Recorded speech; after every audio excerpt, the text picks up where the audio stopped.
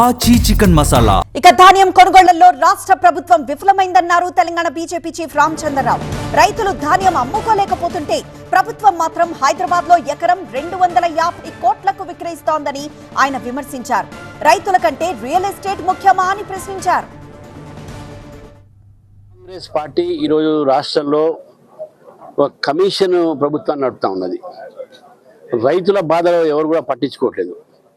ఈ జిల్లాలో ఉన్నటువంటి సివిల్ సప్లైస్ మినిస్టర్ కానీ, పక్కన ఉన్నటువంటి వ్యవసాయ శాఖ మంత్రులు కానీ, ఈ జిల్లాలో పరిస్థితి ఏ విధంగా రైతులతో ఒకసారి వాళ్ళిద్దరు ఆలోచించాల్సిన సంబంధం ఉంది.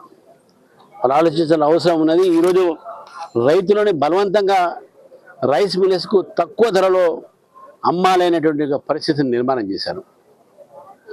ఈ యొక్క నేపథ్యంలో రాష్ట్ర ప్రభుత్వాన్ని మేము కోరుతా ఉన్నాము. మీరే అన్నారు ఎలక్షన్స్ ముందు చివరి ధాన్యం దాకా కొంటామని చెప్పేసి. సివిల్ సప్లైస్ మినిస్టర్ గారు కూడా అదే అంటున్నారు, మీ చివరి ధాన్యాన్ని కొంటారని. కానీ మీ ప్రభుత్వంలో కొంతమంది మంత్రులు కేంద్రమే కొనాలని చెప్తా ఉన్నారు. ఇటువంటి మాటలతో రాజకీయం చేయకండి రైతులతోని. రైతులు వారి యొక్క ధాన్యం అమ్మలేకపోతున్నారు. మీరు మాత్రం హైదరాబాద్లో 250 కోట్లకు ఒక ఎకరం పంపిస్తున్నారు. అంటే రైతుల కన్నా ఎక్కువ రియల్ ఎస్టేటర్స్ మీకు ముఖ్యమా అనేది నేను ముఖ్యమంత్రి గారిని అడుగుతూ